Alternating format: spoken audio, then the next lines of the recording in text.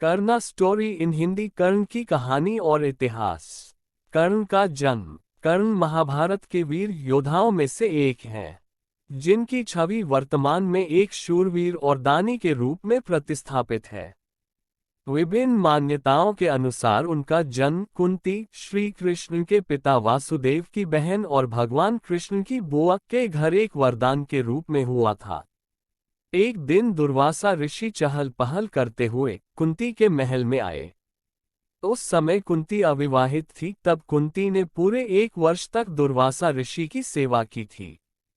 सेवा भाव के दौरान दुर्वासा ऋषि ने कुंती के भविष्य को अंतर्मन से देखा और कुंती से कहने लगे, तुम्हें राजा पांडु से कोई संतान प्राप्त नहीं होगी। इसके लिए तुम्हें मैं एक वरदान देता हूं कि तुम किसी भी देवता का स्मरण कर उससे संतान प्राप्त कर सकती हो। इतने कहने के बाद दुर्वासा ऋषि वहां से चले गए। तभी उत्सुकतापूर्वक कुंती ने सूर्य देव का ध्यान लगाना शुरू किया। वह प्रतिदिन सूर्य देव की पूजा अर्चना करने लगी। उनके भक्तिभाव से प्रसन्न होकर सूर्य देव प्रकट हुए और उन्होंने कुंती को एक पुत्र का वरदान दिया। जिसके कुछ समय बाद कुंती ने एक पुत्र को जन्म दिया, जिसमें सूर्य का तेज झलकता था। और यही नहीं, जन्म से ही कर्ण के शरीर पर कवच और कुंडल थे। कर्ण का बचपन। अविवाहित होने कारण लोकलाज से बचने के लिए कुंती ने अपने पुत्र को एक टोकरी में रखकर गंगा नदी में बहा दिया था।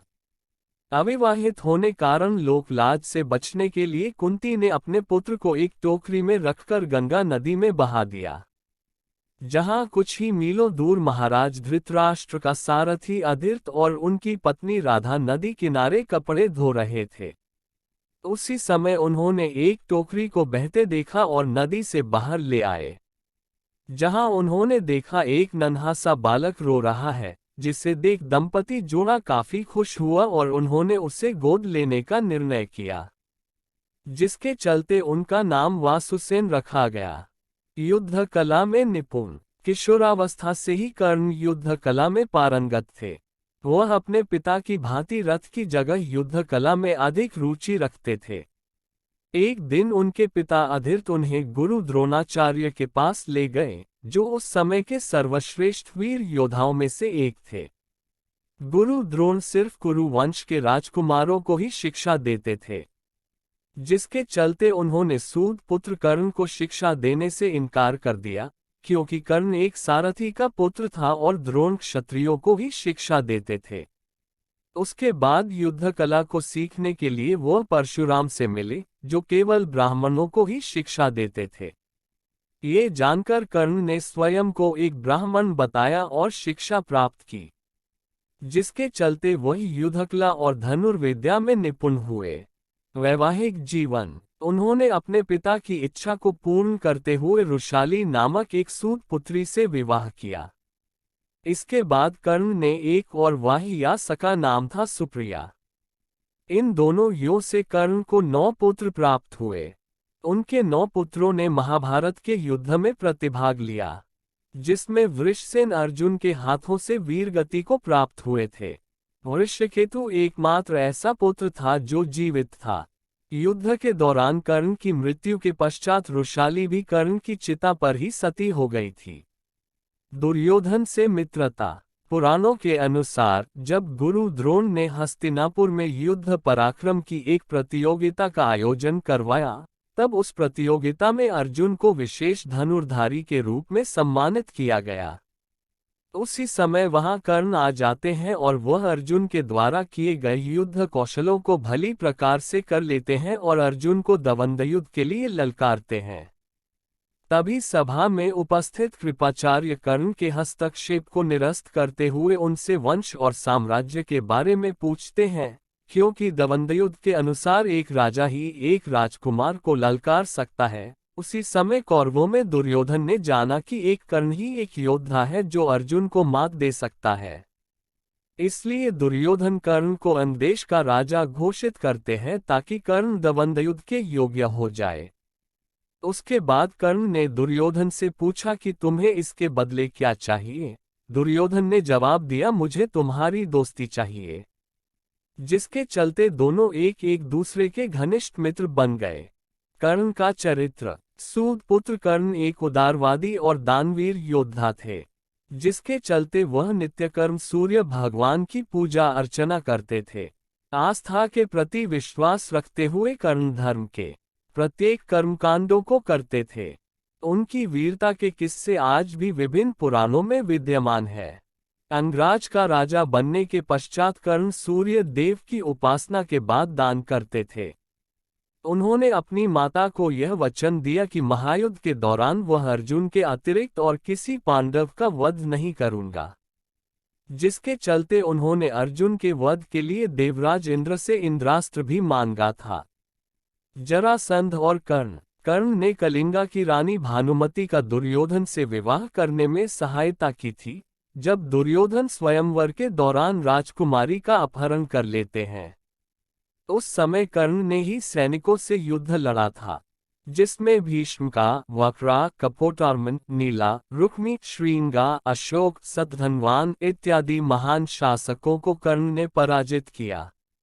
उसके बाद मगध के राजा जरासंध ने कर्ण को युद्ध करने के लिए चुनौती दी, जिसके चलते कर्ण और जरासंध के मध्य कुश्ती हुई, जिसमें कर्ण ने जरासंध को पराजित कर दिया।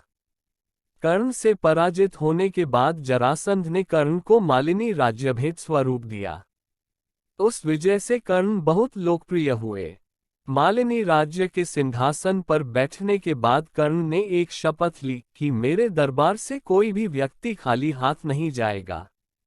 पांडवों के साथ शत्रुता। वह कभी भी शकुनी के द्वारा नियोजित छल कपट की नीति से पांडवों को हराने के पक्ष में नहीं थे, जिसके चलते वह सदा ही युद्ध के पक्ष में थे। वह हमेशा दुर्योधन को युद्ध के द्वारा पांडवों को पराजित करने का आग्रह करते थे, जिसके कारण वह दुर्योधन को खुश करने के लिए चौसा के खेल में सम्मिलित हुए, जिसके कारण द्रौपदी चीरहरण की घटना रूपांतरित हुई। उसके बाद भीम ने ये प्रतिज्ञा ली कि वह अकेले ही युद्ध में दुर्योधन और उसके सभी भाइयों का वध करेगा। तभी अर्जुन ने कर्ण का वध करने की प्रतिज्ञा ली। कर्ण का द्रौपदी के साथ प्रेम संबंध। विभिन्न स्रोतों के अनुसार महाभारत से संबंधित कई लोकप्रिय कथाएं भी मिलती हैं, जिसमें से एक है जाम्बुल अध्याय, जिसमें द्रौपदी अपने राज का खुलासा करती हैं।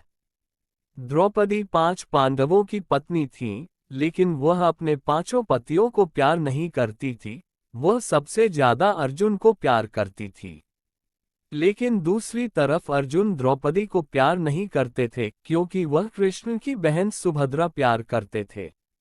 एक प्रचलित कथा के अनुसार जब पांडवों को निर्वासन का दैक भोगना पड़ा, उस समय 12वें वर्ष के समय द्रौपदी ने एक पेड़ पर पके हुए जामुनों का गुच्छा लटकते देखा और उसे तोड़ लिया।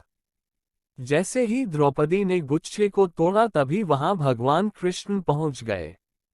भगवान श्री कृष्ण ने बताया कि इस फल के सेवन से एक साधु अपने 12 साल का उपवास तोड़ने वाले था। चूंकि अब ये फल तुमने तोड़ लिया है, जिससे पांडव उस साधु के प्रकोप का शिकार होंगे। ये सुनकर पांडवों ने श्री कृष्ण से सहायता मांगी। इतना कहने पर भगवान श्री कृष्ण ने पांडवों से कहा कि इसके लिए सभी को पेड़ के नीचे जाकर केवल सत्य वचन ही बोलने होंगे, तभी फल अपने स्थान पर दोबारा लग सकता है। इतना कहने पर श्री कृष्ण ने फल को पेड़ के नीचे रख दिया गया और बारी बारी सभी को बुलाया। सबसे पहले श्री कृष्ण ने युधिष्ठिर को बुलाया। युधिष्ठिर सत्य बोलते हुए कहते हैं कि दुनिया में सत्य, ईमानदारी, सहिष्णुता का प्रसार होना चाहिए, जबकि बेईमानी और दुष्टता का सर्वनाश होना चाहिए। यही नहीं, युधिष्ठिर ने पांडवों के साथ घटित अवांछनीय घटनाओं के लिए द्रौपदी को दोषी ठहराया। युधिष्ठिर के सत्य वचन कहने के बाद फल जमीन से 2 फीट ऊपर आ गया। उसके बाद भीम को बोलने के लिए कहा गया और श्री कृष्ण के द्वारा चेतावनी दी गई कि अगर तुमने झूठ बोला तो फल जलकर राख हो जाएगा। तभी भीम ने सभी के समक्ष सत्यता को स्वीकारते हुए कहा कि खाना, युद्ध, नींद और यौन इच्छा के प्रति वह कभी भी कम आसक्ति नहीं होती है और वह धृतराष्ट्र के सभी पुत्रों को मार देने की प्रतिज्ञा लेते हैं और साथ ही वह उनके वज्र का अपमान करने वाले व्यक्ति को मृत्यु के घाट उतार देने की भी प्रतिज्ञा लेते हैं। इसके बाद फल 2 फीट और ऊपर चला जाता है। अब अर्जुन की बारी थी। अर्जुन ने कहा कि मुझे प्रतिष्ठा और प्रसिद्धि काफी पसंद है और जब तक मैं युद्ध में कर्ण को नहीं मार दूंगा तब तक मेरे जीवन का उद्देश्य पूरा नहीं होगा। इसके लिए मैं किसी भी हद तक जा सकता हूँ, चाहे मुझे धर्म के विरुद्ध ही क्यों ना जाना पड़े। इतना कहने पर फल थोड़ा और ऊंचा जाता है। अर्जुन के बाद नकुल और सहदेव ने भी कोई रहस्य नहीं छिपाया। अंत में द्रौपदी की बारी आई। द्रौपदी ने सत्य बताते हुए कहा कि मैं अपने 5 पतियों की ज्ञानेंद्रिय आँख, कान, नाक, मुंह और शरीर हूँ, लेकिन मैं उन सभी के दुर्भाग्य का कारण हूँ और बिना सोच विचार कर किए गए अपने कार्यों के लिए पछता रही हूँ। लेकिन द्रौपदी के ये सब बोलने के बाद भी फल ऊपर नहीं गया। तब श्री कृष्ण ने कहा कि द्रौपदी कोई रहस्य छिपा रही है। तब द्रौपदी ने अपने पतियों की ओर देखते हुए कहा, मैं आप 5 से प्यार करती हूँ, लेकिन मैं किसी छठे पुरुष से भी प्यार करती हूँ और वह कर्ण है, जिसे जाति की वजह से विवाह नहीं होने का पछतावा होता है। अगर मैंने कर्ण से विवाह किया होता तो शायद मुझे इतने दुख नहीं झेलने पड़ते और न ही इस तरह के कड़वे अनुभवों से होकर नहीं गुजरना पड़ता। कर्ण के कवच कुंडल। पौराणिक कथाओं के अनुसार अर्जुन के पिता और देवराज इंद्र को इस बात का पता चला कि कर्ण को युद्ध क्षेत्र में तब तक अपराजित नहीं किया जा सकता जब तक उसके पास उसके कवच और कुंडल रहेंगे, जो जन्म से ही उसके शरीर पर थे। इसलिए जब कुरुक्षेत्र का महायुद्ध शुरू हुआ तब इंद्र ने एक योजना बनाई और प्रण किया कि वह कर्ण को कवच और कुंडल के साथ युद्ध क्षेत्र में नहीं जाने देंगे। इंद्र मध्याह्न में जब कर्ण सूर्य देव की पूजा कर रहा होता है तब उस समय एक भिक्षुक बनकर कर्ण से कवच कुंडल मांग लेंगे। सूर्यदेव इंद्र की इस योजना के बारे में कर्ण को सावधान भी करते हैं, लेकिन वह उन्हें धन्यवाद देकर कहता है कि उस समय यदि कोई उससे प्राण भी मांग ले तो वह मना नहीं करेगा। तब सूर्यदेव कहते हैं कि यदि वह स्ववचनबद्ध है तो वह इंद्र से अमोघास्त्र मांग ले। तब अपनी योजनानुसार इंद्रदेव एक भिक्षुक का भेष बनाकर कर्ण से कवच और कुंडल मांग लेते हैं। चेतावनी मिलने के बाद भी कर्ण मना नहीं करता और खुशी खुशी अपना कवच कुंडल दान कर देता है। तब कर्ण की इस दानप्रियता पर प्रसन्न होकर वह उसे कुछ मांग लेने के लिए कहते हैं, लेकिन कर्ण ये कहते हुए कि दान देने के बाद कुछ मांग लेना दान की गरिमा के विरुद्ध है, मना कर देते हैं। इतना सुनने के बाद इंद्र कर्ण को अपना शक्तिशाली अस्त्र वासवी प्रदान करते हैं, जिसका प्रयोग वह केवल एक बार ही कर सकता था।